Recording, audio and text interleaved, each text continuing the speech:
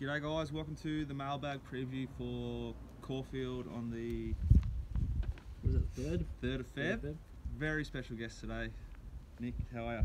Great to be here, Dicko. I'm pretty fresh actually. I've been on holidays for about a month, so I'm really keen to get back into form. Yeah, I find every sort of 6 months I need to just detach from it and have a real big break and sort of get right back into it. Because for me, like working with Betfair and then betting every Saturday, it's sort of 6 days full on. It feels like I'm sort of on racing TV all the time. Yep. So what do you do for Betfair? Just for anyone watching. So I do content marketing. That's part of our big strategy. I provide the insight and strategy around things that go on the Betfair hub. We've got a lot of betting psychology articles. We've got a lot of previews, tips, information, and basically trying to upskill punters from recreational and aspirational to get them right up to pro level, and then to try and get them to automate their betting eventually. But we've got a range of content, and punters of different levels can jump onto the hub and walk their way through the hub. There's so much on there. Yeah, it's crazy. It's we've been doing it for about 3 years, and the amount of investment that we've put into it has been phenomenal. The support with all the guys like yourself, Dan O'Sullivan, the Punter Show up in Sydney. The list goes on with everyone that sort of helped us, but it's amazing when you start dealing with these guys. Everyone just wants to help and grow the game and grow turnover. That's it, everyone wants turnover. Exactly, it's just trying to make it bigger and bigger, and that's what Betfair is all about. The stronger Betfair is, the stronger the whole industry is. So that's where we're at. We could charge more product fees, but we're trying to reduce them and keep them down so punters can increase their turnover. It's pretty tough though in Sydney, yeah? Yeah, exactly. So they're the highest market base rate, and that's how we charge our commission at 10%, and Victoria's sort of doing more of the right things at 6%. So it's pretty expensive to play in New South Wales, but they've got a different strategy and outlook. But we're fortunate enough that Victoria's pretty progressive. You can see like the twilight stuff that they do, and the night racing push that they do, and they sort of seem to get it a bit more than other states. Has the twilight, getting off topic, but has the twilight stuff increased turnover? Yeah, absolutely. So I think we found that it's about 70% of clients that bet on the day meeting end up betting on the night meeting as well. I think it's a lot better when they're at Caulfield, obviously, instead of like somewhere like Ballarat. But I think it's a bit of a sort of suck and see. I got home about 10 o'clock.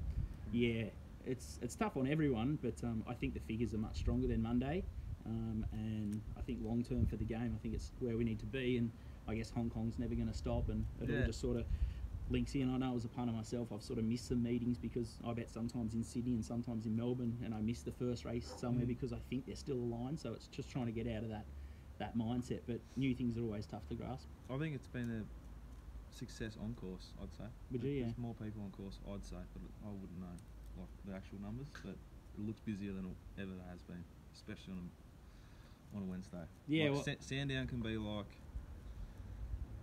you feel kind of.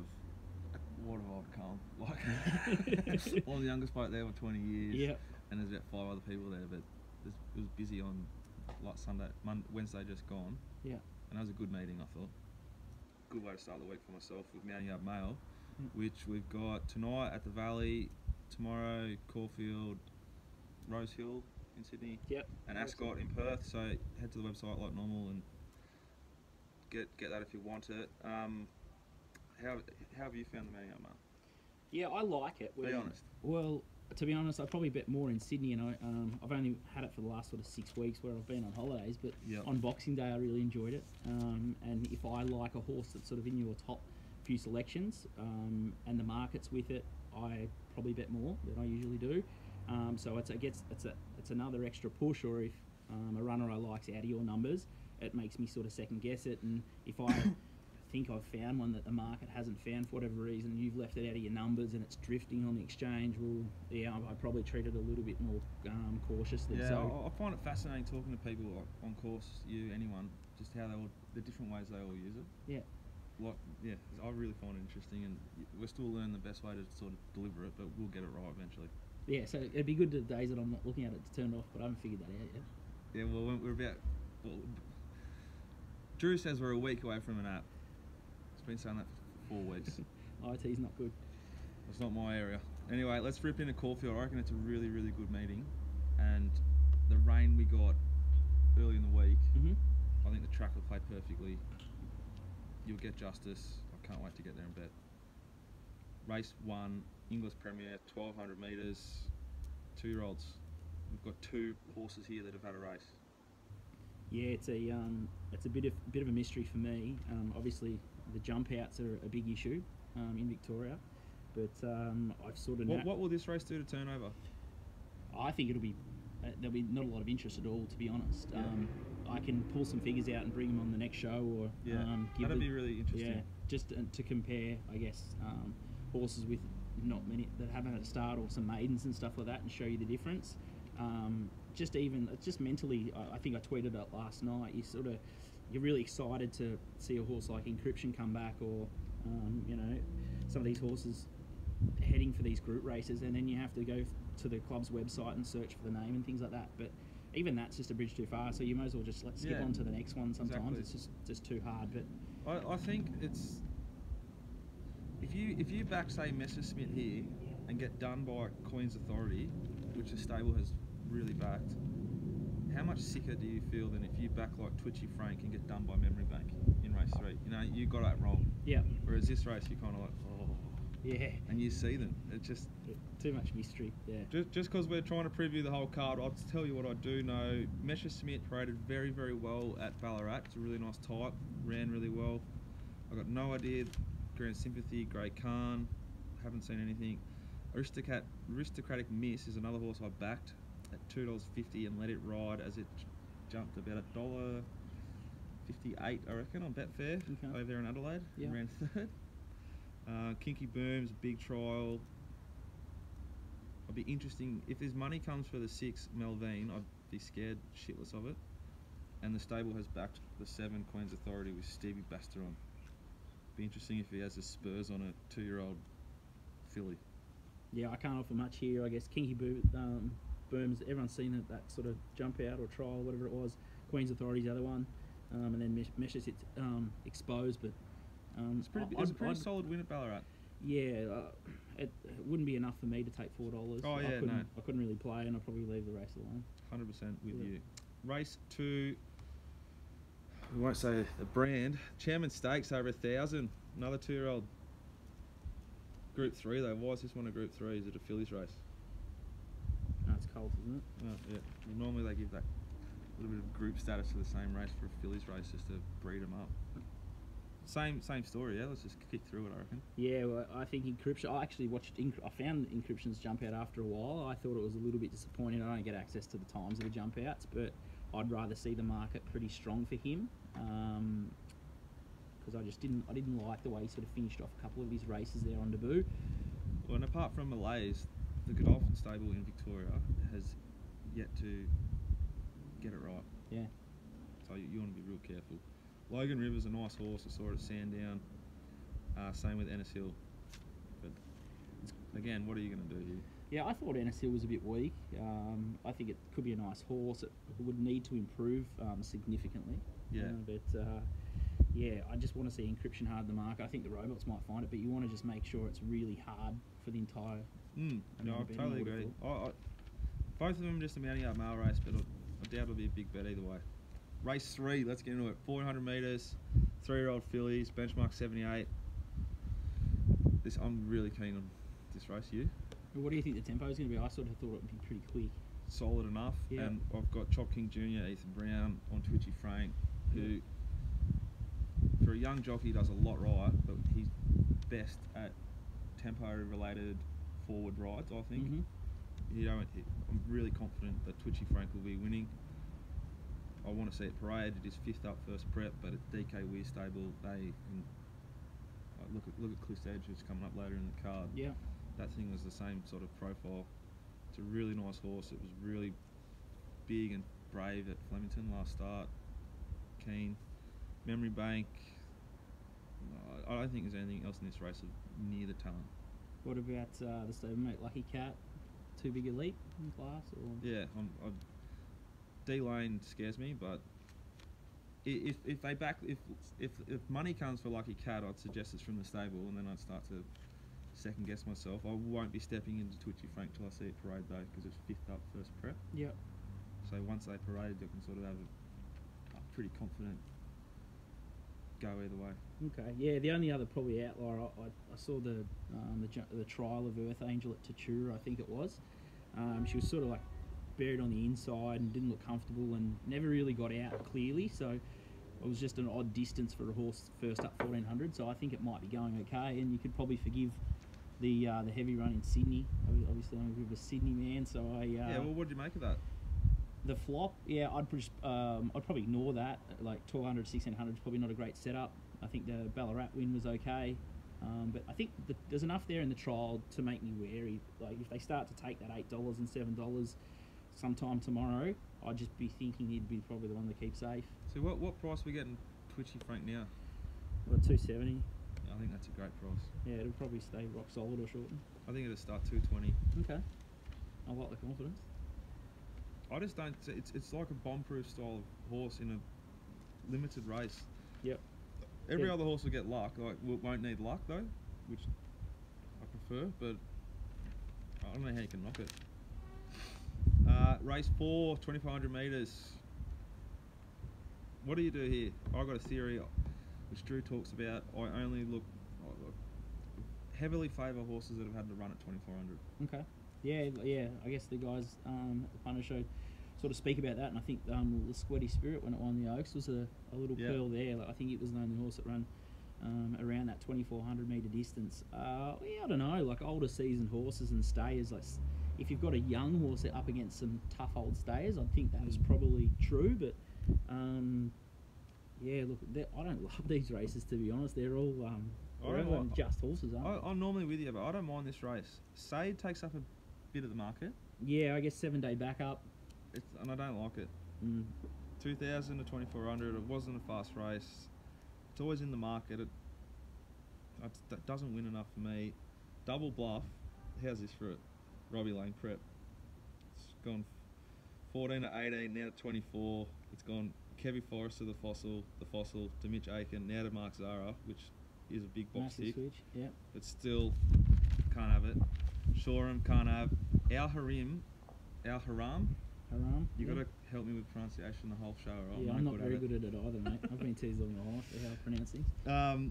This horses don't parade much worse than Al Haram paraded the last 2 times I've seen it. It's ran really well, I thought, last start. Really big watch on it in the yard. Last week was at peak fitness. Hard to knock. Bintel Badu had a little bit to come, I thought. And the other one, Dornier, definitely going to be fit enough. I thought it was a bit puffy in the yard last time. It's at $31 I saw this morning. I think it's right in it at those odds. So the favourite last week, what were your thoughts there? Well, there's that Dutching thing. There's that Dutching. We're working on a Dutching thing that we'll hopefully have ready for everyone pretty soon. I'll be working my book around 4, 5, 6 and 7. Okay, so you're going to take on... I think there will be some money for Sayed at some stage. I kind of hope there is. Yeah. To make this more doable. Yeah, I sort of had it in 2, but I could be completely wrong. But yeah, Sayed in last week, We's just a master at keeping me up forever. Still pretty lightly raced, and then Sayed is sort of thereabouts, but maybe one more run I'd prefer with Sayed. One thing with last week, it's a weird horse. It was real fit, and they went really quick. Yep. And they just not many could finish that off. Yeah, they went 18 faster. Like a weird horse is just like not going to stop. Yep. So I don't think they'll go as quick today. Or tomorrow. But I certainly would not be having it against me. I learnt that lesson. Race 5, 1,100 metres, benchmark 78. You like one here, I think. I like a couple here. Yeah, it's a tricky race. I've backed Urak. The money's come for it. It's a little sneaky little stable there, and I think when money comes that sort of way with a lightly raced horse with upside, you want to take note. I really think Hay Bale's overs. I think Takiato. Yep, Takiato overs. Loved the way it ran last start and paraded. I think it could really bob up here, and so could Bob of the Head. They're the 4 I've got them. 12, 3, 9 and 11. Yeah, I'd give Bob of the Head a chance. I'm interested to see what the market does with Urak. I haven't seen any jump outs or private trials, or it's still a bit of a mystery down in Victoria. I thought the danger was the Toppy Handsome Thief off its last start. Rats on it, which is always a bit of a worry. Well, it's going to be probably heavily backed, wasn't it? Yeah, when it was scratched. Probably going to be the right spot though, and not too far from Urac. So if there's a chink in its armour, yeah. But that's what appeals about Hay Bale. This horse can fly. It was big in condition first up. It'll be on pace. Yep. So I'm not stoked with Ben Thompson, but he hasn't got to do much here. Yeah, kick it out of the gates, find a spot on the fence probably. I've only got average speed in this race. I don't think it's going to be breakneck, despite a pretty big field. Yeah, and I'm hoping, I don't know yet, that Zara, who was on Hunting Hill, gets on Tocchiato. Okay. I don't know if it's been updated on huntingform.com.au. Can't breathe without it. But yeah, only other question, Urac. What's it? Has it run over 1100 before? Is it all just once? Once? One start, one win. Yeah, okay. And what was the track that day? Heavy 8. Bendigo, Heavy 8. Yeah, so yeah, interesting to see how it goes. 1100 on a good track. Oh, it's a wide race. Like, I'm glad they scratched Chapel Road. I was scared of it. And King River, if they're running on, it scares me big time. Yeah, it's probably like favourite or go wide, isn't it? Exactly right. Or if I go favourite, which I already have, I would not be losing on Hay Bale, Tocchiato and Bobadad. Race 6, 1,000 metre, listed. How long do we need to spend on this? Not long. I think Stinty Kitty is a complete and utter moral. Well, we don't use the M word in our group chats when we talk about it. We're not allowed to say it. I don't use it heaps. We just say the M word or M dash dash dash dash. So this is the dash dash dash yeah, job? this is nearly an M dash dash dash dash job. Yeah, if it just jumps it, it's probably going to be really hard to beat, and it's probably going to be back still. I think what they about 220 or something like that. 220. 190 or 180 or something. 190. It was 190 not that long ago. I think Crystal Dreamer scares a little bit. Goes Stephanie Thornton to Damien Lane. Rock hard fit. If there is a chink, and she's just not quite there, because they're talking Oakley Plate, I think. So. Yeah, it would have been freshened this into that. I think Palazzo Publico, what do you do with it? I've backed it a couple of times and I've sort of had a gutful of it, to be honest. It's not one of my horses. It'll get right back. Imagine the velocity points this horse has. I've backed this horse at Doomben. It's yeah, like it's one of those horses that sort of bobs up and has these big flashy runs and really good numbers and stuff like that. But some of those races at Caulfield, they just burn along in front and they just leave everything else for dead. I hope that's the case with Snitty Kitty. I think she just sits outside the leader and kicks off the turn. Get in the queue. Yeah, I'd rather a slower tempo for Palazzo to Publico, which is a bit weird, but yeah, no, I understand. Thermal Current goes Craig to Ben Allen, who rode really well last night there at Pakenham, but that's still a negative jockey change. Lady Esprit was on track earlier this prep, but I think something went amiss. So, Snitty Kitty for me. Yeah, only danger, Crystal Dreamer, possible. What's this shit? Race 7.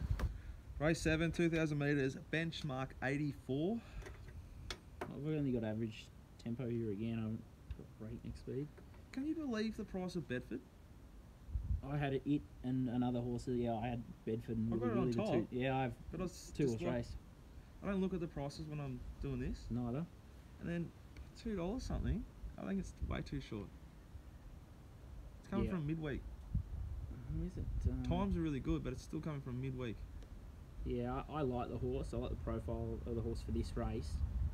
But I think, 230 is pretty short. If you like it, you probably have to wait to back it. But it's one of those things, like they can only really back. Willy was the other horse I sort of come up with. So the rest of them, I just fear might clear out in the market.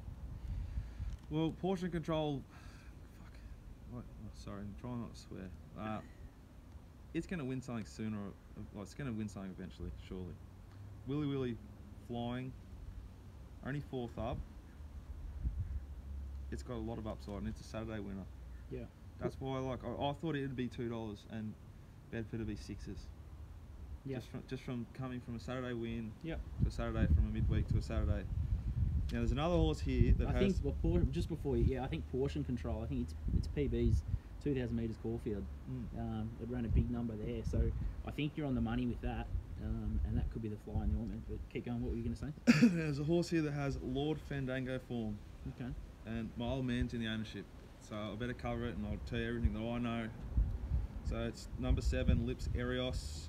It's with DK Weir, so we're still yet to get a real update as to what's happening tomorrow. It failed. What happened first? Up. It's coming back from a tendon. Okay. So my thinking is, and the plan sort of is, just tick it along for a fair while. Okay. Nice long prep out of him. But yeah, I'll be still looking forward to it. I'll definitely have something on it. The old boy said it's like $61. I'll get hundreds on Betfair.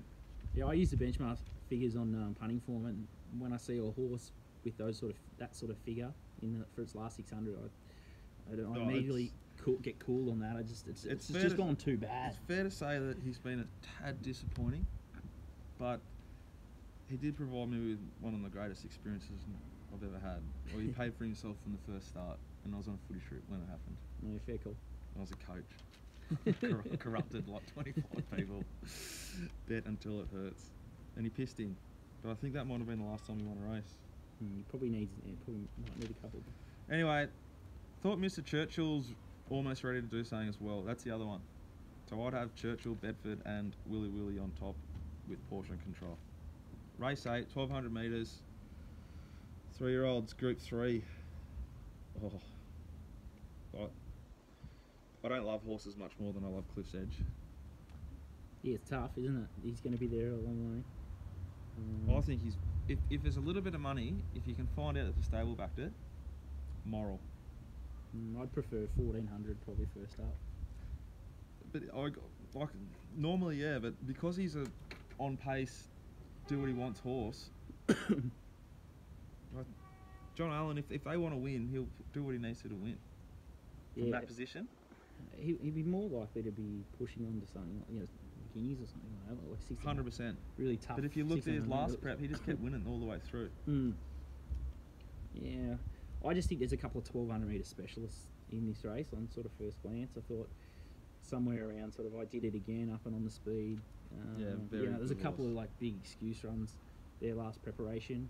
Miraqueb, I was pretty disappointed with Regan Bales the way he rode it last day of the carnival in the Hilton Stakes. It seemed like it took an eternity to get it going. Yeah, I remember that. And I think after that ride, I just threw the laptop in the bin and there's a bit of that in this race, isn't there? Like I did it again. I remember having a small fortune on it at Caulfield at $2.20 here, and she sat 3 or 4 wide and crabbed around the corner. Yep.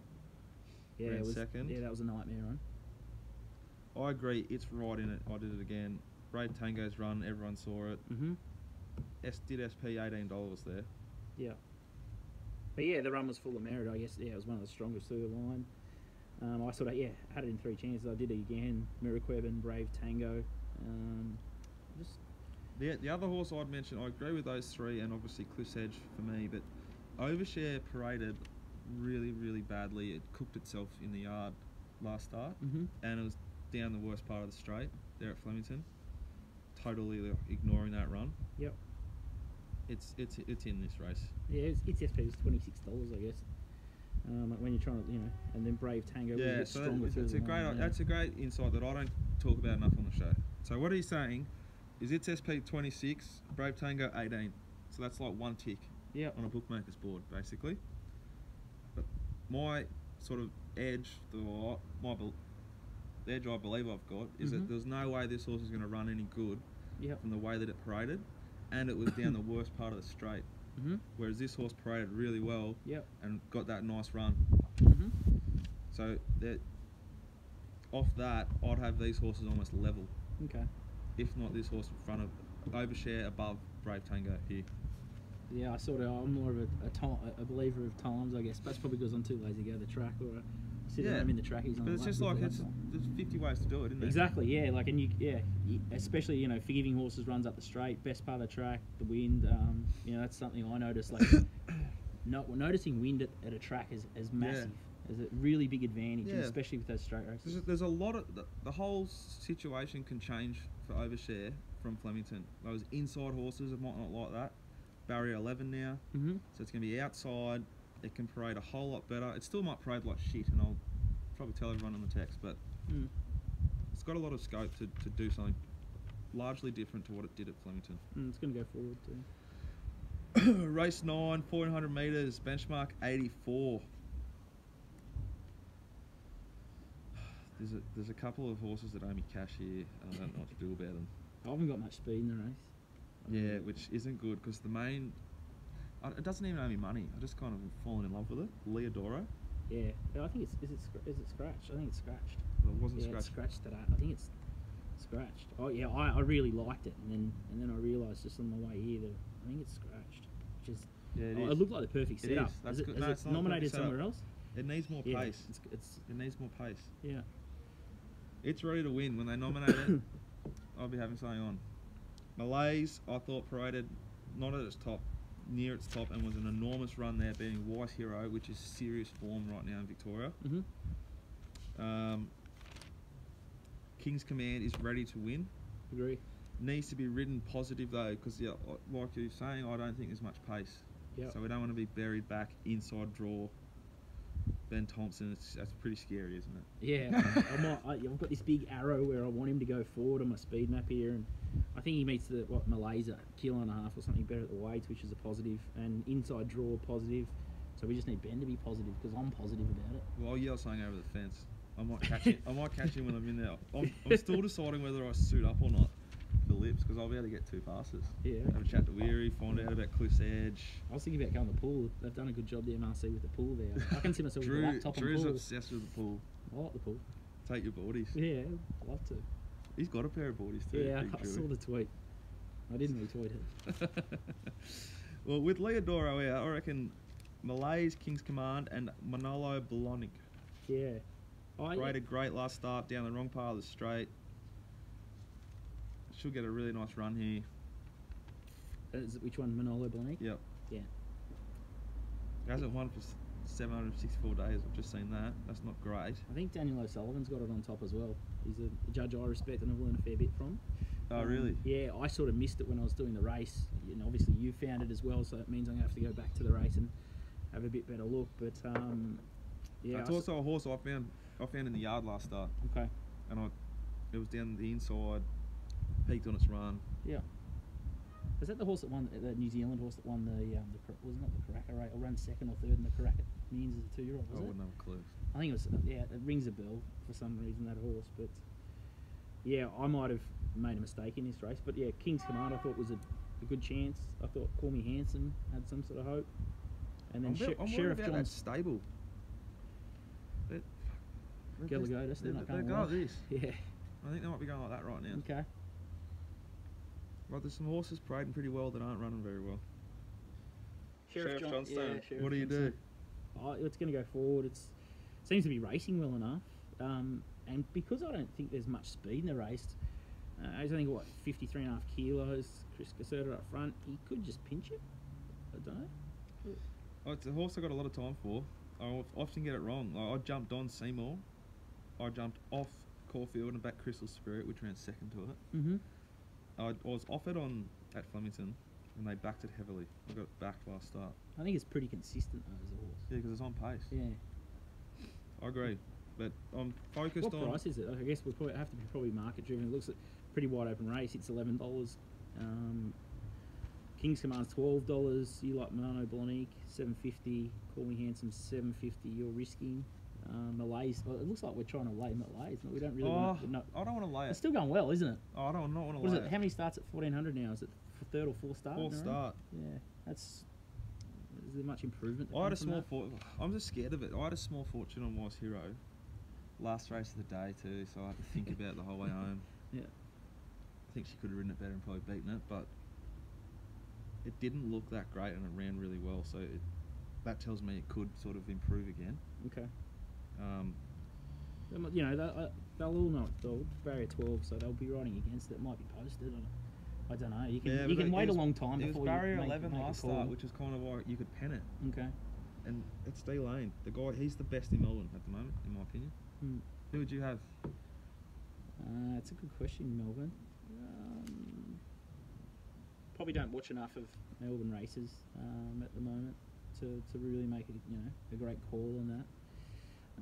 Yeah, Damien Lane's great on him, but the question got thrown to me the other day by a mate who, a bit more of a recreational punter, said, "Oh, would you put Damien Lane on Wigs?"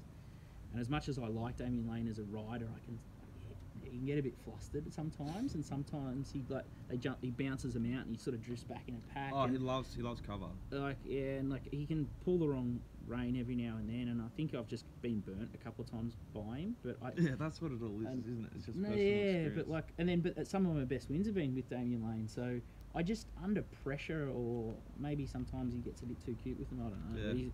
But he's probably first or second or third best rider in Melbourne, but I don't really like jockeys much at all. To be honest, I don't like that. I like that. A few opinions. With jockeys, my theory is it's like a 3-week cycle. Yeah. So I'm big on D-Lane right now. Confidence is a big thing. Yeah. You just watch like Oliver, Craig, like these blokes absolutely love cash. Yeah. And it's coming into the cash season. They won't be pushing out on horses. They won't be taking too many risks because they want to make sure they're riding like Blue Diamond Day, Slipper Day. Yeah, fair call. And they'll start riding winners. Yeah. I do it every year.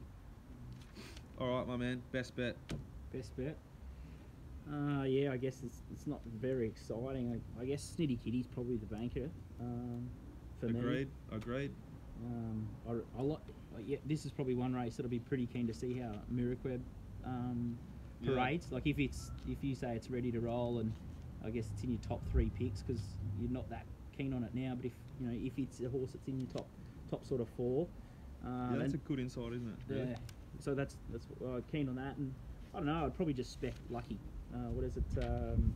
Earth Angel. The David Hayes thing that was with the Tatura trial in about race 3. Eating positive market support from sort of $8 would sort of excite me. And over 1400 first up in a race, you got Paris Rock, Twitchy Frank, Memory Bank, Lucky Cat. Like, I think she's out of Miss Finland, so she could be a good horse. And she's only failed on a heavy track, so yeah, I don't know. It's she a bit of a been guess. An expensive horse. We're all just guessing. Pardon? Should have been a very expensive horse. Yeah. What about you? What's your best? Snitty Kitty's a moral, I think. I think Cliff's Edge at an each way price is a great bet. If it gets snicked and like ridden for cover, I could be one of the biggest Twitter avalanches of abuse of all time. But you'd hope the stable would let you know what their plans are, because you can confidently expect that horse to be ridden forward. Yep. Even at 1200 metres, its sectional data via puntingform.com.au shows it's faster than all these horses. Yeah. That'll be my value play, and I'm very keen on URAC, but I think the value is also in that race in Hay Bale. On pace, makes his own luck, second up. Ben Thompson, Robbie Griffith's stable's flying. Yeah, it's a tricky day. Yeah, I think it's a tricky day overall. Any morals for Moonee Valley? I haven't looked at Moonee Valley. I've looked at Sydney tomorrow. I thought Addictive Nature trialled really well. Yep. I've heard that the stable have liked it sort of from day dot. I think it failed in the Stan Fox last time, and now they might have figured out that it's probably just a short course horse. Yeah. Even though it's by Savabeel, which is a bit odd. And the other horse, Savvy Nature, got over ground. He just looks like a rocket, and the trial was enormous. Was it out of Savvy Nature? Yeah, I think, It's the same, yeah. It's a solid little... Yeah, it's a good horse. So, yeah, that's the one I like. But, yeah, I'm guessing at the Valley. I don't know. I might come to the races with you and heckle BZ from the stands. Wait, you should just say Richo. He's just the king of the Valley. Jason Richardson is the god of the Valley. Yeah. There'll be a statue there every Monday, just taking photos with, like, women. He's a king. Speaking of horses, I'm going up to Sydney next week to try and buy one. So if you want to get involved, head to the website and you'll find all the information there. And I quickly tell the punting story that I forgot to tell on Sunday. So I took my missus to Moonee Valley last Friday night, the first proper racing experience. It's pretty romantic. Oh yeah. Real classy. It was there at Pakenham. Yeah. Are you trying to get her the light racing or hate it? Well, she doubled her money more than. There would have been 3 girls there at the races. Yeah, it was kind of good that she got to see that. You know, it wasn't going anywhere too dangerous. She went really well, ignored every bit of my advice, and still went really, really well. She would have gone. She just beat me. Like she's smart and kept like profit on turnover. Yeah, you should be keeping your results. she just beat me, but her and I walked over to a bookmaker upstairs. It was upstairs. Actually, it might not have been upstairs. I don't know if I should even say that. Could have been downstairs. Went to have $50 on flippant at 9s in the ring, and got knocked back. No way. Her first experience on a racetrack, she got knocked back for $50 bet at 9s. Name and shame, Dicko. Name and shame. I've been warned. Do I know them? Are they on the bookie bag sheet? Oh, I doubt. I don't even think they're really a bookie. So trust the then bookie, I had a the young bookie woman. sheet guys. I had like a young woman clerk. Like I was starting to sieve. That's sickening. Because then he turned into 8s. Yeah. It lost anyway, so the guy lost like the bet. Most girls usually get a couple of rolls. They must. Yes. Not. You're a bowler. Yeah. Yeah, exactly right. But then the young clerk, female clerk, proceeded to like lecture me on why they didn't take it and that there's no money in the ring, and like if a young guy had spoken to me like the way she did, I would have fucking erupted. Yep. Like get on Betfair and lay the bet back. You might lose. If he took 9s and laid it back at 8s, which it was on the fair. Yeah. What's he losing there? Yeah, bugger like all. $3. Yeah. Isn't it sickening? It's like I went back and told like the crew that we're always on track with, and the older guys there were just kind of like hung their head in shame, you know, like their uncle had done something shit again. It's just so crook.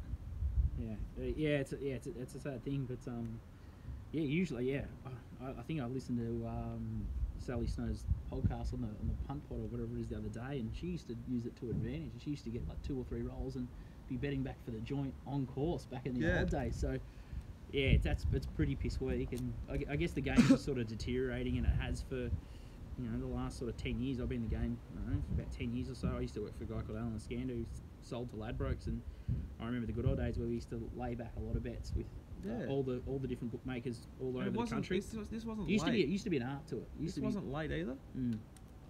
So yeah, $50 bets on courses. It's pretty average.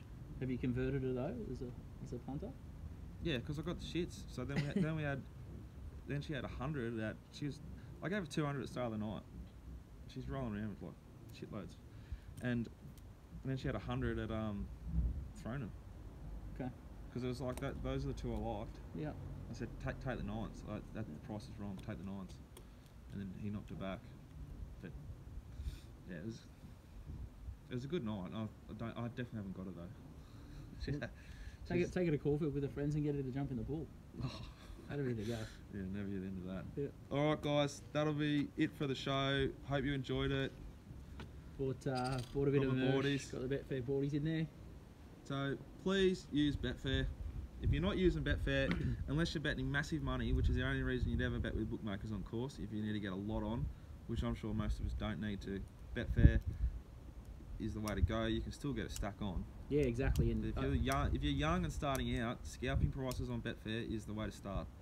We've got lots of education about how to take advantage of bookie promos, how to stake and manage your money properly, and your betting bank, how you should keep it separate and do all those sort of things.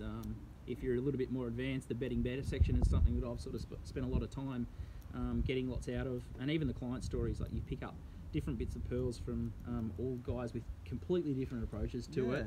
And if you get involved with Betfair, it's like a community, and you go along to one of those nights. Yep. And you have 5-6 beers. Each beer you have with a different guy. He makes an earn out of racing in a different way. Yeah, and it's really, really interesting, and you figure there's so many different ways to make a living. Yep. Out of the game, and you can just chip away at 1 or 2 of them, and you're sweet. Yeah, it's like smart people in business. They're sort of happy to share little bits and pieces. They won't give you the secret recipe to it, but if you listen, you can sort of pick up bits and pieces and apply it to your game. And I guess just like watching this show, you pick up different little nuances, and the 2,400 metre run under the belt and all those little weird things, and you add them to your game, and you sort of start to win. Yeah, well, that's how I started. 100% watching Landball. Exactly. All right, guys. Thanks for watching. Thanks, Dino. Have a good week. Bye. Good luck.